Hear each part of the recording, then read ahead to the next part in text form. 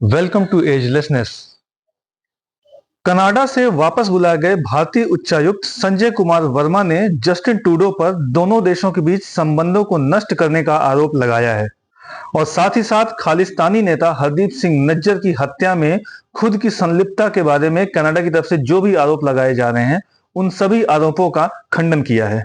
Welcome to agelessness. आज के video में हम बात करेंगे जो कनाडा में भारतीय उच्चायुक्त संजय कुमार वर्मा हैं, जिन्हें भारत ने कनाडा से वापस बुला लिया है। उन्होंने एक टीवी इंटरव्यू दिया है। इस वीडियो में उन्होंने इंडिया और कनाडा के बीच जो डिप्लोमेटिक रोड चल रही है उसके बारे में काफी डिटेल में बात की है और इंडिया कनाडा के रिलेशन के बारे में भी बात की है और यह भी बताया है कि किस तरीके से जस्टिन ट्रूडो ने दोनों देशों के बीच जो संबंध है उसको किस तरीके से खराब किया है और साथ ही साथ खालिस्तानी नेता हरदीप सिंह निज्जर की हत्या में जो उनके ऊपर खुद के ऊपर आरोप लग रहे हैं उस पर भी उन्होंने बात किया है, उसका खंडन किया है। इंडियन हाई कमिश्नर ने इस इंटरव्यू में कहा कि कनाडा ने इस पूरे मामले में भारत के साथ एक भी सबूत साझा नहीं किया है। दरअसल पिछले साल खालिस्तानी नेता हरदीप सिंह निज्जर की हत्या कनाडा में की गई थी। उसके बाद कनाडा की तरफ से भारत पर आरोप लगाया गया था कि इस हत्या में भारत का रोल है। उसके बाद से ही इंडिया और कनाडा के बीच रिलेशन धीरे धीरे खराब हो रहे थे। यहाँ तक कि कनाडा ने यह भी आरोप लगाया था कि भारत इस पूरी इन्वेस्टिगेशन में कोऑपरेट नहीं कर रहा है, जिसके बाद भारत का जो विदेश मंत्रालय उसने काफी डिटेल में रिस्पॉन्ड किया था और भारत पर जितने भी आरोप लगाए जा रहे हैं कनाडा की तरफ से उन सब का खंडन किया था और साथ ही साथ ये भी कहा था कि कनाडा ने इंडिया के साथ कोई भी सबूत शेयर नहीं किया, जबकि इंडिया बार बार उनसे सबूत मांग रहा है। उसी बात को इस इंटरव्यू में इंडिया के हाई कमिश्नर ने दोहराया है। उन्होंने ये भी कहा कि ये जो आरोप लगाए जा रहे हैं इंडियन डिप्लोमेट्स पर कनाडा की तरफ से, वो सारे के सारे राजनीति से प्रेरित हैं। मिनिस्ट्री ऑफ एक्सटर्नल अफेयर्स ने भी पिछले हफ्ते अपने स्टेटमेंट में कहा था कि जो ट्रूडो सरकार है वो अपनी सरकार चलाने के लिए, अपनी सरकार बचाने के लिए कुछ ऐसी पार्टियों पर निर्भर है खालिस्तान को खुले तौर पर समर्थन करते हैं और उनके स्टेटमेंट्स आए दिन आते रहते हैं खालिस्तान के समर्थन में। उन्होंने भारत पर लगाए गए उन आरोपों का भी खंडन किया जिसमें कनाडा की तरफ से कहा गया था कि भारत की जो सरकार है वो कनाडा में रह रहे कुछ स्पेसिफिक इंडिविजुअल्स को टारगेट कर रही है। ये पूरा इशू और ज्यादा एस्केलेट तब हो गया जब हरदीप सिंह निज्जर, जिसको कि नेशनल इन्वेस्टिगेशन एजेंसी ने एज ए टेररिस्ट डेजिग्नेट कर रखा था, उसकी हत्या होती है और उसकी हत्या के बाद कनाडा ने इंडिया के हाई कमिश्नर और 5 अन्य इंडियन डिप्लोमेट्स को पर्सन ऑफ इंटरेस्ट डेजिग्नेट कर दिया इस किलिंग के लिए, जिसके बाद इंडिया ने इन सभी 6 डिप्लोमेट्स को वापस इंडिया बुला लिया। इंडियन हाई कमिश्नर ने इस इंटरव्यू में कहा कि हमें कुछ ऐसे सबूत देखने की जरूरत थी जिसके आधार पर हम अपने कनाडाई समकक्षों से बातचीत कर सकें। दुर्भाग्य से हमारे साथ एक भी सबूत साझा नहीं किया गया है। साझा किए गए किसी भी सबूत को कानूनी रूप से स्वीकार्य होना चाहिए। कनाडा ने इंडियन एजेंट्स पर यह आरोप लगाया था कि वो होमिसाइड्स, एक्सटॉर्शन और वायलेंट एक्ट्स में शामिल हैं, जो कि प्रो खालिस्तानी जो सपोर्टर्स हैं उनको टारगेट करके इंडिया की तरफ से की जा रही है। इंडिया ने इन सभी आरोपों को नकारते हुए अपने 6 डिप्लोमेट्स को कनाडा से वापस बुला लिया और साथ ही साथ कनाडा के 6 डिप्लोमेट्स को इंडिया से एक्सपेल कर दिया। इंडियन हाई कमिश्नर ने इस इंटरव्यू में एक बहुत इंपॉर्टेंट बात यह कही कि भारत कानून के शासन के तहत काम करता है।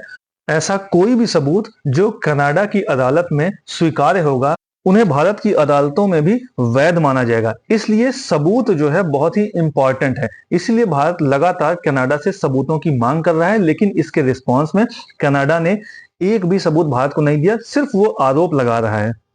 इंडियन हाई कमिश्नर ने कहा कि यह हमारा दुर्भाग्य है कि हमें कनाडाई अधिकारियों से ऐसा कुछ भी नहीं मिला जो हमें बेहतर स्थिति मिला सके। यानी कि वो इंडिया और कनाडा के बीच रिलेशन की बात कर रहे हैं कि कनाडा की तरफ से ऐसा कुछ भी हमें नहीं मिला, कोई ऐसा सबूत नहीं मिला जिससे कि इंडिया और कनाडा के बीच जो रिलेशन है जो लगातार नीचे जा रहे हैं उसे हम नीचे जाने से रोक सकते।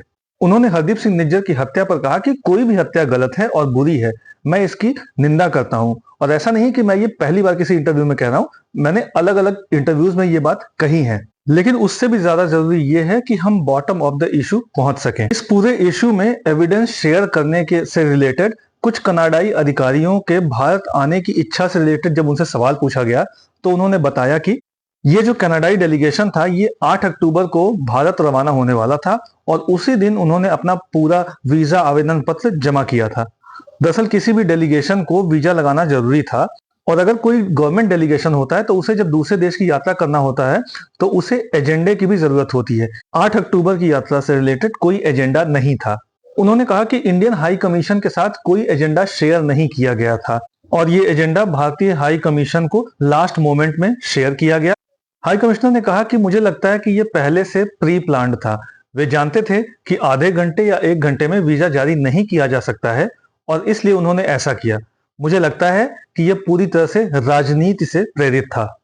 इंडिया और कनाडा के बीच संबंध तब काफी बिगड़ गए थे जब कनाडा के जो प्रधानमंत्री हैं जस्टिन ट्रूडो, उन्होंने वहां की संसद में यह आरोप लगाया था भारत के ऊपर कि जो खालिस्तानी आतंकवादी हरदीप सिंह निज्जर है उसकी हत्या में भारत की संलिप्तता है और इस ऐसा कहने के पीछे उनके पास क्रेडिबल एलिगेशंस हैं। इंडिया ने उस वक्त कनाडा की तरफ से जो आरोप लगाए गए थे उन सभी आरोपों को खारिज कर दिया था और साथ ही साथ कहा था कि ये जो आरोप लगाए जा रहे हैं ये सारे एब्सर्ड और मोटिवेटेड हैं। इसी के साथ इंडिया ने कनाडा के ऊपर आरोप लगाते हुए ये भी कहा कि वो एक्सट्रीमिस्ट और एंटी इंडिया एलिमेंट्स को अपने सीमाओं के अंदर प्लेटफॉर्म प्रोवाइड करता है। दरअसल जून 2023 में हरदीप सिंह निज्जर की सरे में एक गुरुद्वारे के बाहर गोली मारकर हत्या कर दी गई थी। इंडिया की नेशनल इन्वेस्टिगेशन एजेंसी ने 2020 में हरदीप सिंह निज्जर को टेररिस्ट डेजिग्नेट किया था। निज्जर की किलिंग से रिलेटेड जो इन्वेस्टिगेशन हो रही थी उसमें कनाडा ने इंडिया के हाई कमिश्नर और 5 और डिप्लोमेट्स को पर्सन ऑफ इंटरेस्ट के रूप में डेजिग्नेट किया था, जिसके बाद इंडिया ने इन सभी 6 डिप्लोमेट्स को कनाडा से विड्रॉ कर लिया था और साथ ही साथ इंडिया ने कनाडा के 6 डिप्लोमेट्स को इंडिया से एक्सपेल कर दिया था। इसी के जवाब में कनाडा ने भी 6 इंडियन डिप्लोमेट्स को कंट्री छोड़ने के लिए रिक्वेस्ट किया है। उसके बाद कनाडा की जो फॉरेन मिनिस्टर है उनका भी एक स्टेटमेंट है जिसमें उन्होंने कहा कि जो रिमेनिंग डिप्लोमेट्स हैं इंडिया के कनाडा में वो सभी के सभी क्लियरली ऑन नोटिस हैं। और उसके बाद अब ये रिसेंट इंटरव्यू इंडिया के हाई कमिश्नर का जिसमें उन्होंने कनाडा के सभी आरोपों का खंडन किया और साथ ही साथ इंडिया के जो भी आरोप कनाडा के ऊपर हैं उनको दोहराया। तो इस तरीके से पिछले साल निज्जर की हत्या के बाद से इंडिया और कनाडा के बीच जो रिलेशन खराब होने का सिलसिला शुरू हुआ था वो रुकने का नाम नहीं ले रहा और कनाडा की जो इमेज है एक्सट्रीमिस्ट और एंटी इंडिया एलिमेंट्स को अपने सीमाओं के अंदर प्लेटफॉर्म प्रोवाइड करने की, वो एक के बाद एक स्टेटमेंट्स और उनके जो एक्शंस हैं उसके बाद और ज्यादा क्लियर होती जा रही है। इंडिया ने इस पूरे इश्यू पर पॉलिटिकली और डिप्लोमेटिकली ये क्लियर कर दिया है कि वो पीछे नहीं हटेगा।